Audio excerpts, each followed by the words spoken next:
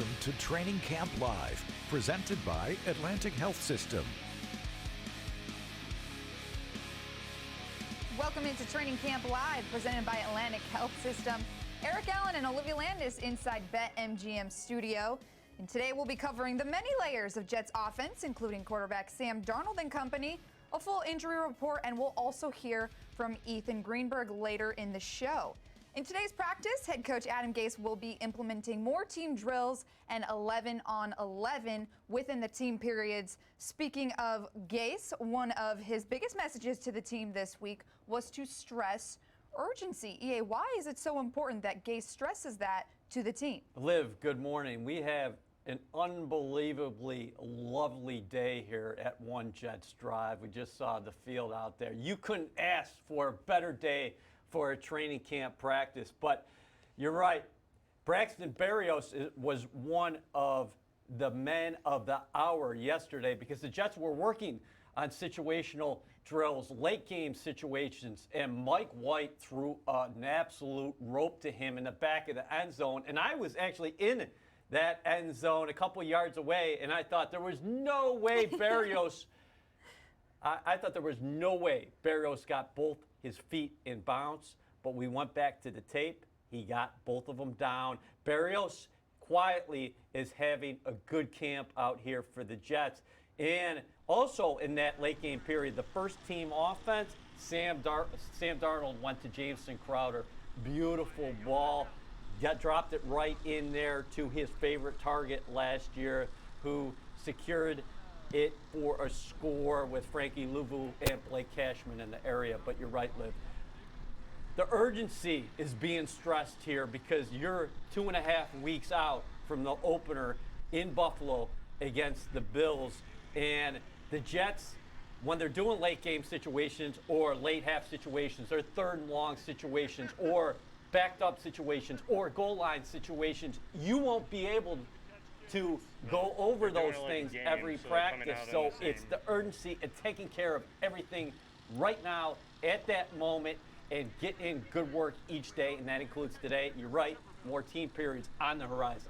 Let's dive into today's headline presented by JetBlue.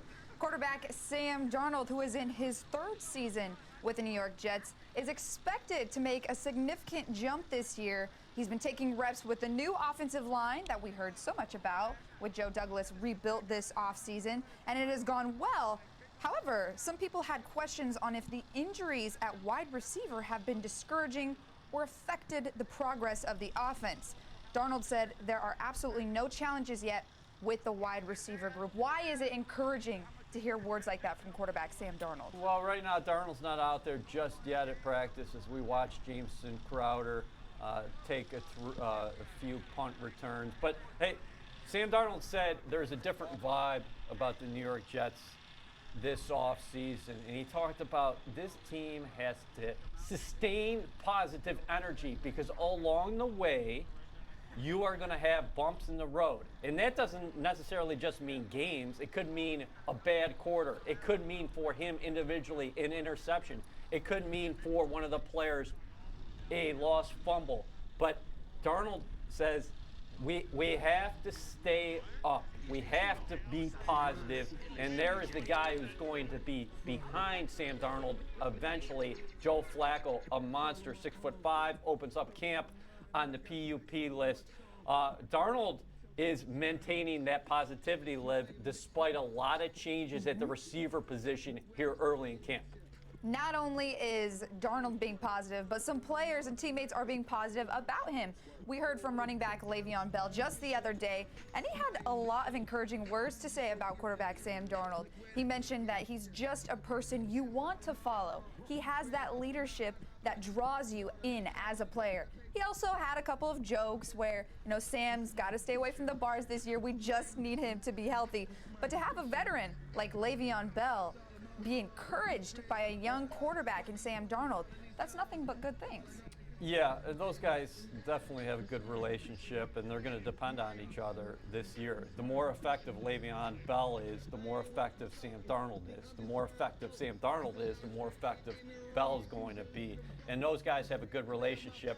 And Bell was halfway joking, but Darnold talked about the accountability the Jets and everybody in the National Football League has to have, because we're all in mini bubbles right now. But when they leave the facility, yes, they have to follow proper protocols. Otherwise, you can put everybody at risk, your teammates, and other people in the league, other people in the building, and things like that. So a lot of responsibility, and the players are talking about accountability, and there is the guy coming out right now. Man of the hour. Yeah, that's number 14, Sam Darnold. So he's got the proper mindset here as camp has started, because he's been unflappable, because a lot of young quarterbacks in the third season, despite being in his second consecutive year in the same system, might be like, oh God, we're dealing with a lot of injuries at the wide receiver position.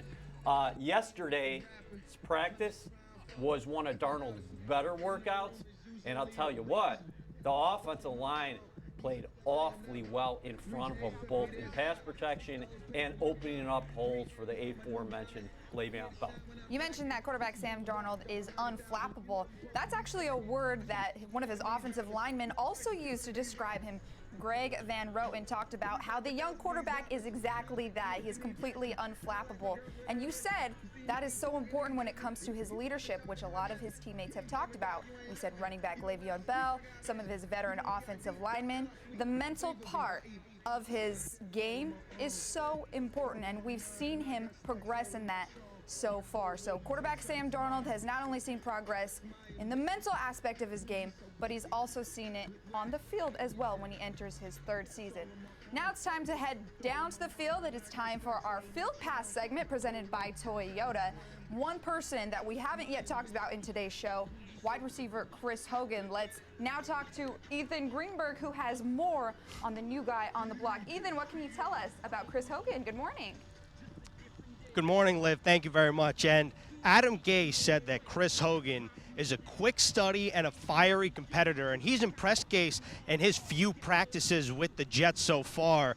This is a guy that's coming from the Carolina Panthers, and he's predominantly running with the first-team offense already after just a handful of practices. Sunday, he had a beautiful one-handed grab over the middle from Sam Darnold, and yesterday, Darnold looked for Hogan early and often in team periods as those two guys try to get on the same page. Darnold said yesterday, he told the media that those two guys after practice are working on routes, working on timing as they try to get on the same page with the season just under 3 weeks away. And Chris Hogan's been able to make a smooth transition because he's been in a similar offense to Adam Gase's throughout his career. You think about his numbers statistically, not necessarily eye-popping, but just solid overall. Very sturdy receiver.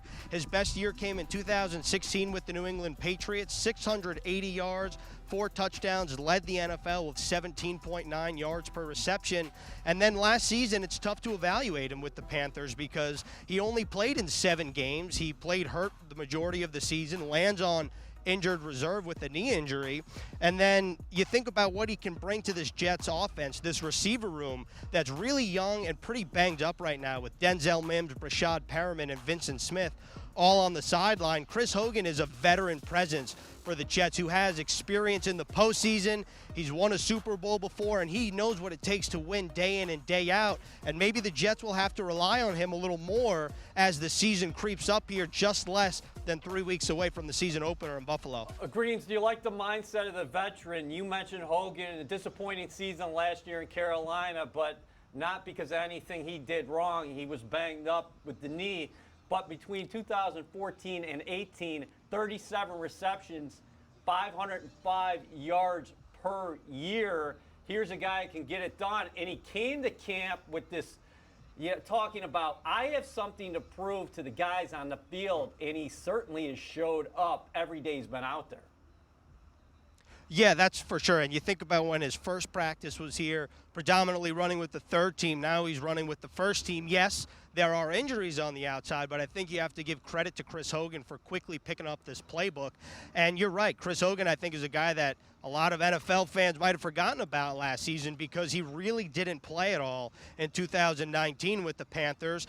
And I know Jets fans are familiar with him, not only with his days with the Patriots, but Chris Hogan now completed AFC East bingo. He started his career with the Dolphins, of course, famously referred to as 7-Eleven on Hard Knocks. Then he plays with the Bills and Patriots.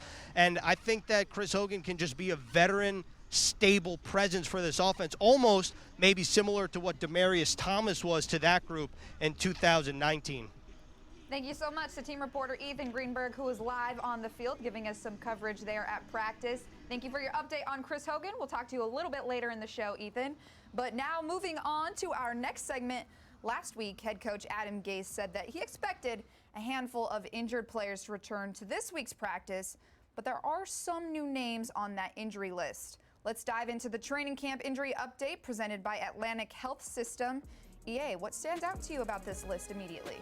I just got a quick follow-up while we take a glance at the long injury report, because two of the guys on there, somebody who was added to the injury report yesterday was Lawrence Cager, who made an impressive catch in practice along the sideline, and then later he kind of tweaked his knee at the end of practice.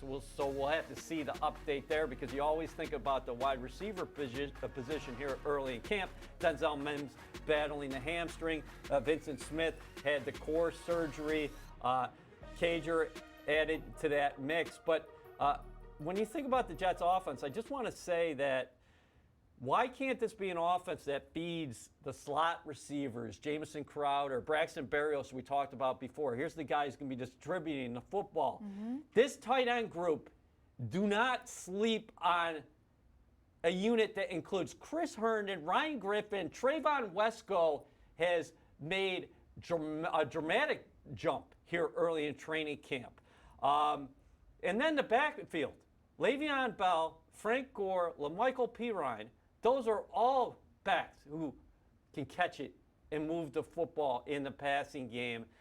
And then you add Chris Hogan to the mix. So you're hoping down the line you're going to get Mims back sooner than later. And then, of course, Brashad Perryman, who developed early strong chemistry with Sam Darnold as well. And those guys can get you a few plays down the field. But when Adam Gase says that he likes his skill position talent, there is reason to think, yeah, they have a lot of guys who can get it done, and they're going to be distributing the football across the field and work in the middle of the field, slot receivers, backs, tight ends. I like the look of this unit. I'm glad you mentioned tight end Ryan Griffin. He's actually an individual that you did not see on that injury list. That's because he was activated recently this week after finally, coming up from that injury that he sustained in the 2019 season. And he's in a group of tight ends that, you already mentioned it, a lot of talent in that tight end group. Now, when you think about this tight end group who played a large role in the offense last season, they are again expected to play a large role in this offense again, which is what head coach Adam Gase said. Yeah, they are. There's no doubt about that. Herndon and Darnold have picked up where they left off their rookie seasons.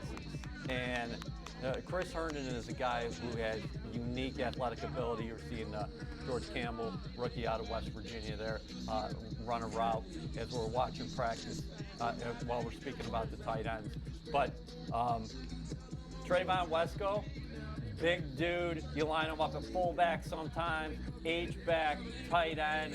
He is really taking a step forward. Ryan Griffin had 5 touchdowns for the Jets last season. He can do a little bit of everything. And Dan Brown is one of the best special teams players on the entire New York Jets roster. You could make the argument that Dan Brown is top 1, top 2, top 3 special teams. So this is a deep tight end group, and we're looking at them right now. The Jets right now, early on in practice, going through some special teams drills. So mix of receivers and tight ends you're looking at on your screen right now. And there's little Berrios, but don't let the size fool you, because that dude's making plays. I spoke with Griffin earlier this week to get a better understanding of how this tight end group will continue to contribute on the offensive side of the ball. Let's hear what he had to say now. I think our diversity and our versatility is underrated. I feel like everyone in the tight end room gives a little different flavor to the position. So I'm really looking forward to seeing how Coach Gase utilizes our different skill sets, especially in the red zone. He talked about the red zone. He talked about head coach Adam Gase, how he plans to utilize this talented group of tight ends. And that is exactly what they are. They are a group that can do it all. They can block, they can receive, like you said, that they can also play on special teams. This is a special unit that is going to heavily contribute to the offense again this year. Yeah, and Sam Darnold likes throwing the ball to his tight ends, and those guys are going to be asked to do a lot. Remember, in 2019, the Jets' primary formation was 11 personnel with 3 receivers. I'm going to find it interesting to see how Adam Gase attacks it, because I think he has more options as far as employing his personnel and using multiple tight end packages with Ryan Griffin and Herndon on the field at the same time, and even sometimes using Wesco out there in 3 tight end packages, because Wesco is a guy who we just talked about, his versatility. So, yeah, the Jets, this is a very strong tight end unit, and Darnold likes throwing to those guys. 4 touchdown receptions for Herndon his rookie season, 5 for Griffin last season. Now they're both on the field together in 2020. Another key piece to this Jets offense this year is going to be running back Le'Veon Bell. We heard from him a couple of days ago, but Gase already made it clear this training camp that he plans to utilize Bell's skill set in a very more diverse way this year. What exactly can Le'Veon Bell do differently this year to add to this offense? I kind of think, what can the Jets do differently for Le'Veon Bell? Because we talked about the 11 different starters, the 9 different offensive line combinations last year. Joe Douglas went to work on that offensive line in the offseason and transformed it. More depth, more versatility, but straight up better talent up front from left to right. And they have been making inroads in the run game here this summer. So Adam Gase does have the ability to move Le'Veon Bell around, because you can do anything you want with the guy. You can put him outside the numbers. You can line him up in the slot. He's catching the ball right now. He could play receiver in the National Football League. That's just how talented a player he is. But Gase also made it clear that he wants to keep Le'Veon Bell fresh and ready to go for 16-plus games. Bell, to his credit, said he feels better than he did when he was 21 years old. You're seeing his abs right now. I mean, listen, the guy came out in good shape, and he talked about the offensive line. The sky is the limit for this offensive line. He is pumped up to be running behind these dudes. It is a big offensive line. Something that is very encouraging, you just said it, a new offensive line that will not only help benefit quarterback Sam Darnold, but Le'Veon Bell as well. So to be able to look at these players on the field and see the chemistry that they're trying to build in such a condensed time frame is encouraging. Now, to go off the Le'Veon Bell point, something that can also help him as a veteran is to have another talented veteran behind him in Frank Gore. We already talked about him a couple of times this week, last week, in his 16th season in the NFL. 16th season, 37 years old. We watch him out at practice every single day, and he's just like one of the young players again. But why can it be beneficial to Le'Veon Bell to have a talent like him right there to back him up? I think those guys just kind of push each other, right? Frank Gore is the NFL's 3rd all-time leading rusher. As we look at Jamison Crowder, the defense just ran on the field here at practice. Again, we anticipate more team periods here for the New York Jets at practice today. 2.5 weeks from the regular season. But Frank Gore is a guy who has kept himself in great condition. He's running out here like he's a rookie. He's got that excitement, that passion. He gets into the end zone. He throws the ball around, hops around. He's an encouraging force.